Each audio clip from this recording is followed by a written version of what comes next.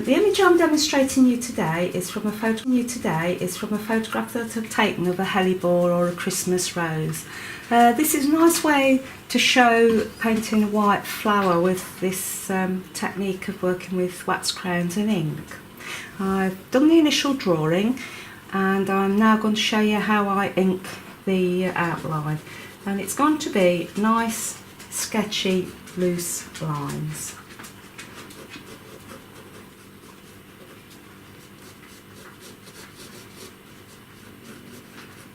Try and relax and free up when you're doing this. What we don't want is one single careful line.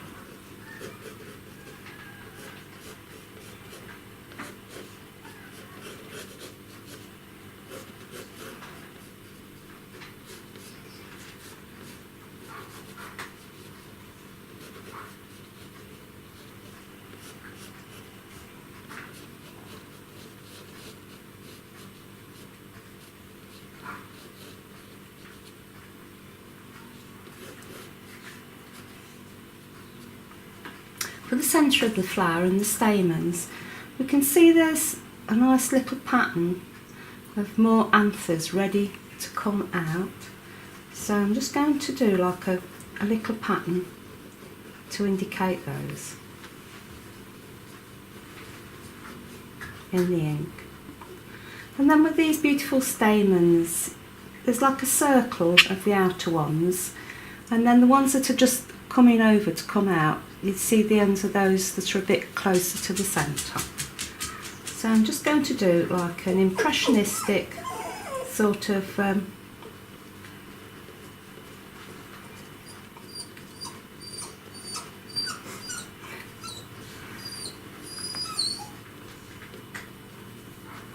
then we're going to do the stamens radiating out from the centre. Now when you're doing this, try to look at your subject and leave it organic, little clumps together, because they're not all evenly spaced.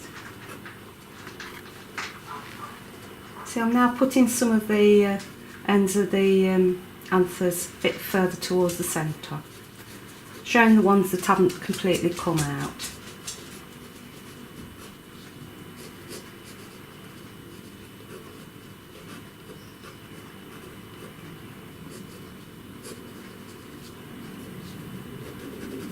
Where there's some little dark areas, you can add more ink.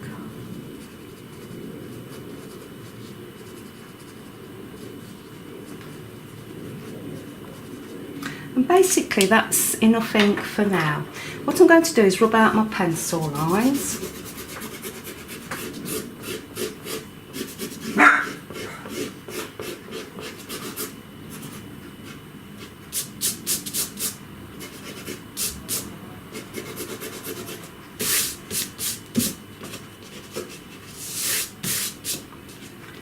And now I'm going to apply the wax crayons.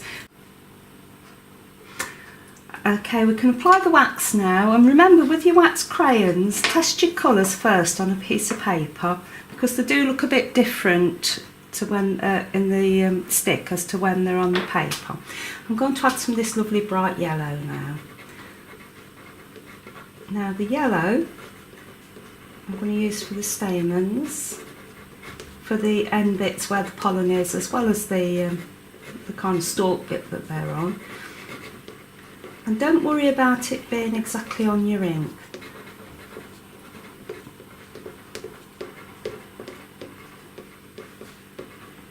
Okay, and now I'm going to add some of this pale green, which I'm testing again, to work on some of these, the shading on the petals.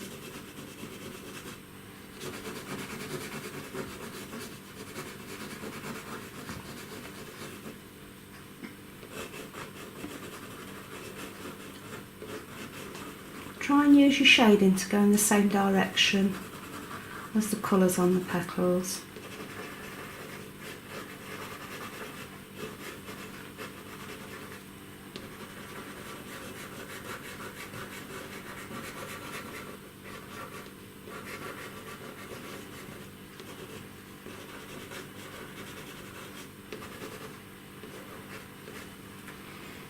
Okay, we're going to use a slightly richer green, just for some of the shading.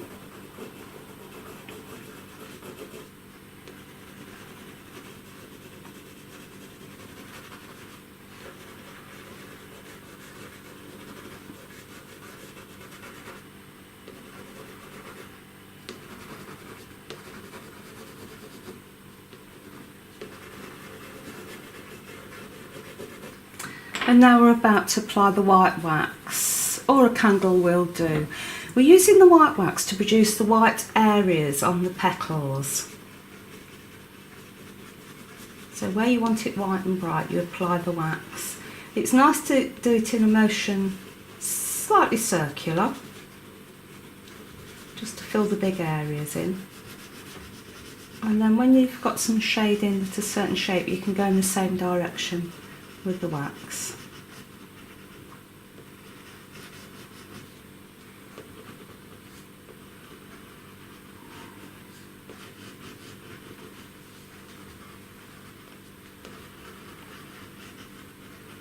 There is a little bit of shadow there, so we're not going to put too much wax on there, and when the ink runs it will create its own shading.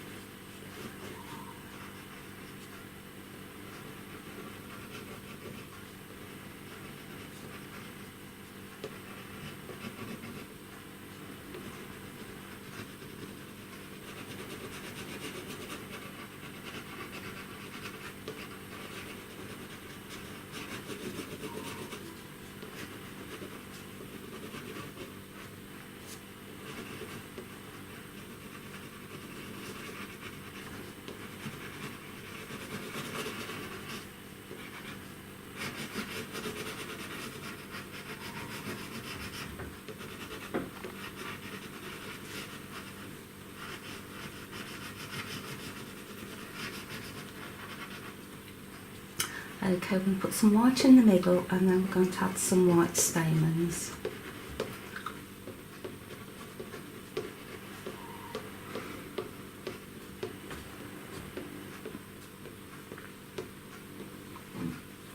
Okay.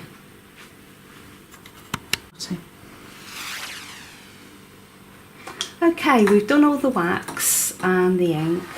And now with your normal watercolour wet in wet sort of technique, I'm just going to have some just clean water around the edge of the image.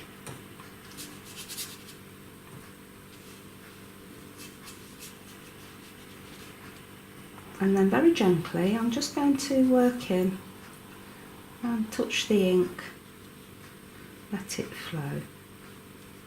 This is when it starts doing things for you. Try not to control it too much, because this is a nice part of the process that's quite organic.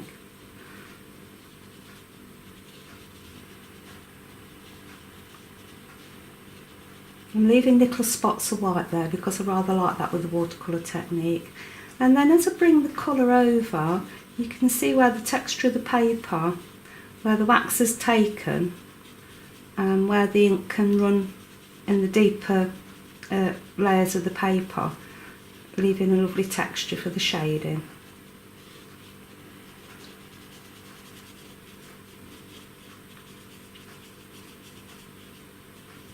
See how you get that natural shadow, you've got the brightness of the white wax there.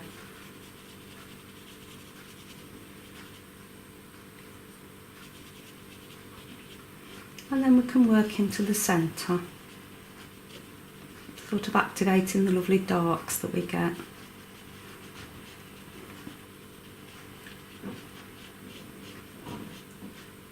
Okay, you can leave your picture at this stage with a nice delicate wash, but to get more drama into your work, you can add a really strong background.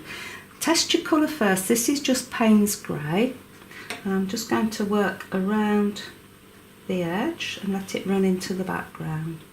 But you will see it'll make the picture very much more dramatic. I use this Payne's Grey because it goes very well with the colour of the Quink ink that I'm using. It's a Winsor & Newton one. And you can mix it yourself. You can use French ultramarine and burnt umber.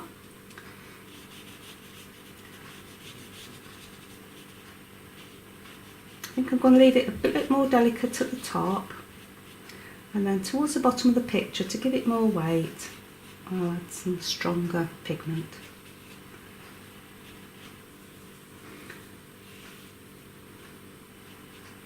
So what you can do is, if you want a little bit more drama within your shadows, you can add a little bit to make the anthers show up a bit more.